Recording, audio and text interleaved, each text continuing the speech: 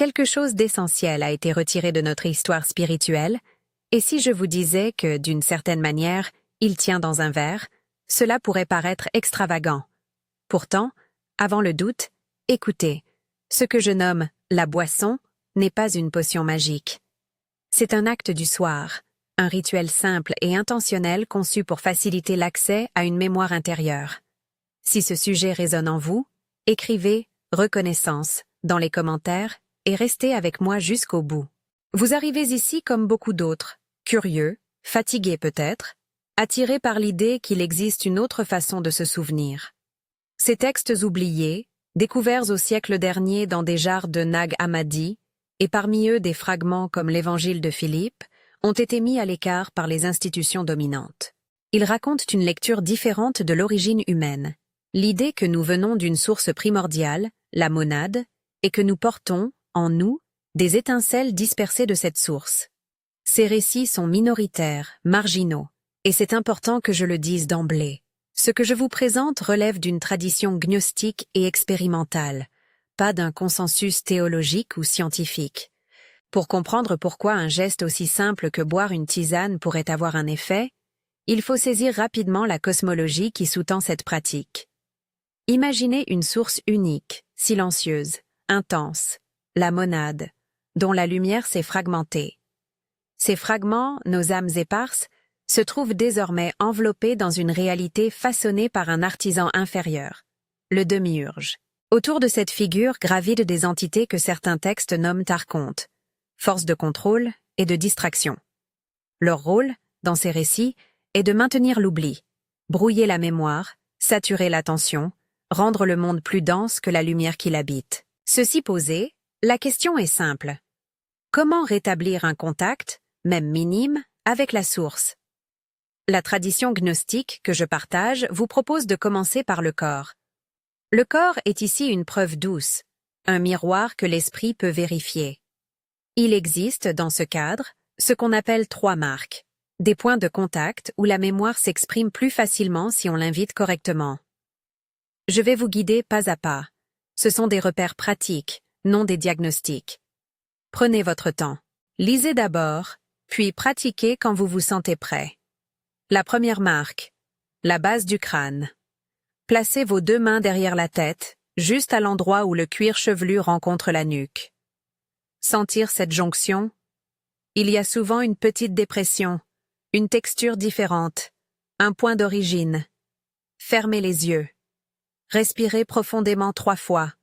À l'inspiration, imaginez que quelque chose descend du haut, comme une petite vague chaude. À l'expiration, relâchez. Ne cherchez pas une sensation spectaculaire. Parfois se manifeste simplement une impression de densité changeante, une chaleur qui se fait plus précise, ou au contraire un calme, une ouverture. Restez immobile. Observez. Si vous ressentez un picotement, un poids, un frisson, notez-le sans jugement.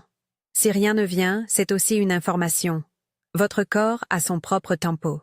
La deuxième marque, le côté externe de la main. Tournez votre main, paume vers le haut, et placez l'index et le majeur de l'autre main le long du bord extérieur, où la peau change, près du petit doigt.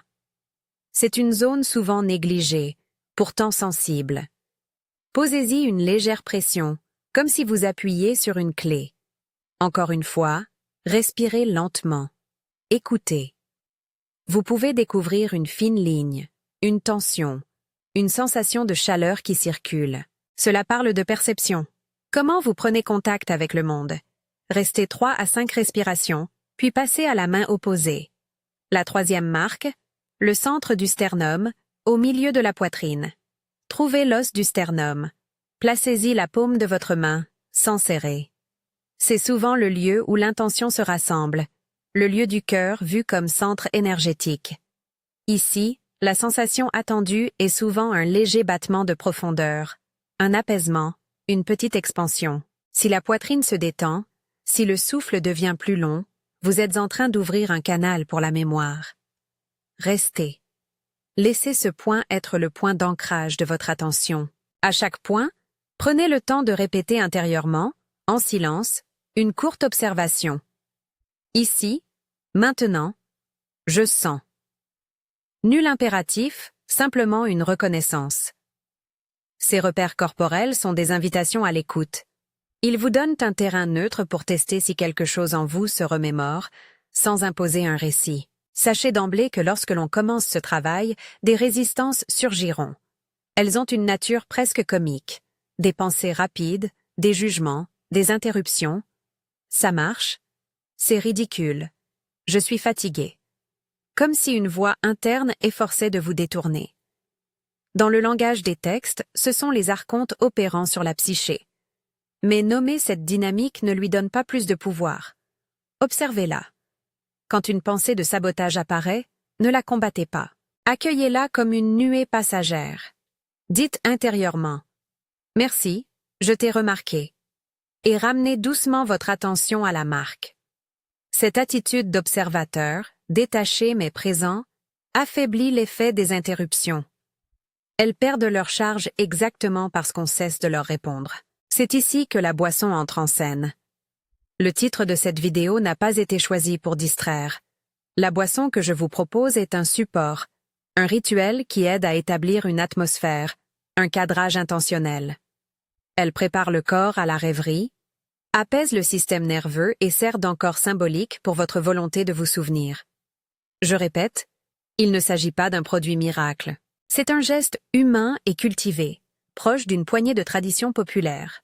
La tisane avant le sommeil, le bol chaud avant une méditation. Elle favorise la détente et, par ce biais, les conditions propices aux rêves et à l'anamnésis, la mémoire originelle. Je vous offre 2 approches.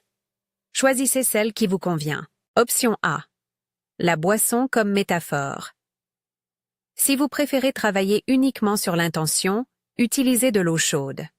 Prenez une tasse, versez de l'eau presque bouillante, tenez la tasse entre vos mains et dites intérieurement votre intention. Ce soir, j'ouvre la porte à ma mémoire. Respirez. Buvez lentement, en conscience, comme si chaque gorgée était un accord silencieux. Ensuite, placez les mains sur les 3 marques dans l'ordre que je vous ai indiqué. Base du crâne, côté externe de la main, sternum. Pour chaque endroit, respirez 3 fois et répétez votre phrase d'activation intérieure.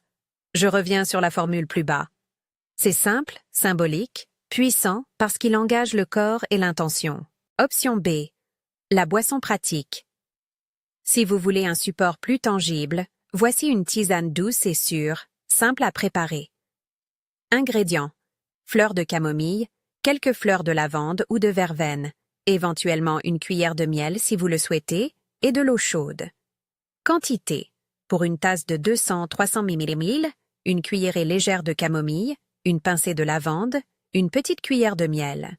Laissez infuser 5 à 7 minutes. Buvez-la tiède, environ 30 à 60 minutes avant le coucher. Petite mise en garde. Si vous avez des allergies aux plantes ou des sensibilités, n'utilisez pas d'ingrédients qui vous posent de problèmes. Cette recette n'est pas un traitement. Elle sert uniquement de soutien rituel et d'aide à la détente. La manière de boire compte. Installez-vous dans un endroit calme. Tamisez la lumière. Tenez la tasse comme un talisman entre vos mains. Prenez une gorgée, sentez la chaleur, laissez-la descendre. Imaginez qu'avec chaque gorgée, une petite porte au fond de vous s'ouvre un peu plus. Ne forcez rien. Après avoir terminé la boisson, reposez-la. Fermez les yeux. Reprenez la séquence des marques, base du crâne, côté externe de la main, sternum. Pour chaque position, placez la main, respirez profondément 3 à 5 fois et prononcez à voix basse, puis intérieurement, la phrase d'activation. La phrase d'activation est conçue comme une proclamation d'intention, claire et personnelle. Elle doit être dite à la première personne, comme une affirmation de votre acte. Je vous propose une version adaptée et respectueuse du ton gnostique. Je me rappelle ma source, que ma mémoire s'éveille en paix. Répétez cette phrase 3 fois, lentement. Vous pouvez la formuler avec vos propres mots si quelque chose d'autre résonne davantage.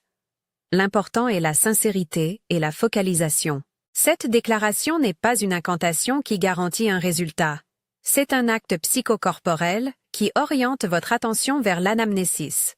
Mettez les mains sur les 3 marques dans l'ordre indiqué énonçant la phrase une fois pour chaque point, en respirant longuement. Après la 3e répétition, restez immobile, immergé dans le silence. Pressez doucement, puis relâchez. Si vous le souhaitez, avant de vous coucher, écrivez une phrase courte sur une feuille. Ce soir, je permets au rêve de me parler. Gardez-la près du lit.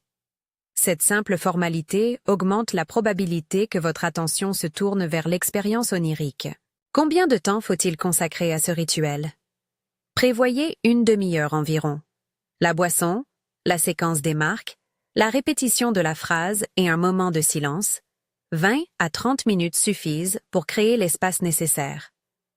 Répétez ce rituel autant de fois que vous le souhaitez. Certains ressentent un effet après une seule nuit, d'autres construisent petit à petit une habitude qui transforme leur rapport au rêve. Au cours des nuits qui suivent, il se peut que vous remarquiez des rêves plus vifs, des impressions fragmentaires rappelant des images anciennes, ou simplement un sentiment d'ouverture. Notez vos rêves au réveil, même les fragments. L'écriture aide à tisser une mémoire plus cohérente. Évitez d'attendre une grande révélation spectaculaire. La plupart des réactivations se font par petites touches. Une phrase, une couleur, un visage flou qui revient. Accueillez ces indices comme des pièces d'un puzzle. Un point important à souligner, ce chemin est solo autant que communautaire. Les textes gnostiques parlent souvent de la solitude du pneumatique, de celui qui porte en lui un germe de mémoire et qui doit reconnaître sa propre lumière. Mais ce n'est pas une solitude punitive, c'est une invitation à reconnaître des compagnons dispersés. Si vous partagez une simple observation dans les commentaires, une image, une sensation, le mot « reconnaissance », vous contribuez à tisser une communauté discrète mais réelle. Je vous encourage à témoigner, non pas pour prouver quoi que ce soit, mais pour offrir des repères aux autres. Soyons clairs sur quelques limites et responsabilités. Ce protocole n'est pas une thérapie, ni un substitut à un suivi médical ou psychologique lorsque cela est nécessaire. Si vous traversez des troubles du sommeil sévères, des épisodes psychotiques ou des états de grande fragilité mentale, ne pratiquez pas ces rituels sans en parler d'abord à un professionnel. De même, si vous avez des allergies, évitez les plantes concernées. La pratique que je propose vise la conscience et l'intention, pas la guérison garantie. Les récits anciens peuvent offrir des repères symboliques et des instruments rituels. Ils ne remplacent pas l'expertise clinique. Il est aussi important d'insister sur le caractère controversé du matériau que nous utilisons. Les écrits de Nag Hammadi et certaines lectures de l'Évangile de Philippe offrent une perspective minoritaire sur la figure de Jésus et sur la nature du divin. Beaucoup de traditions chrétiennes ne reconnaissent pas ces textes comme faisant autorité. Tant mieux. L'approche que je propose ne cherche pas à rivaliser avec l'orthodoxie, ni à l'annuler. Je l'expose comme une voie parmi d'autres. Une lecture qui a nourri des générations de chercheurs et d'initiés, et qui peut, pour certains, servir de levier expérimental. Maintenant, fermons la boucle. Vous avez devant vous un rituel simple, une boisson tenue comme un talisman, 3 marques à explorer sur votre corps, une phrase d'activation à prononcer à la première personne. Vous avez aussi une posture intérieure à cultiver. L'observation tranquille des interruptions, la reconnaissance des pensées sabotantes sans combat, la patience. Ces éléments réunis créent une condition propice à l'anamnésis, à la remémoration d'une part de vous-même qui vit sous la surface.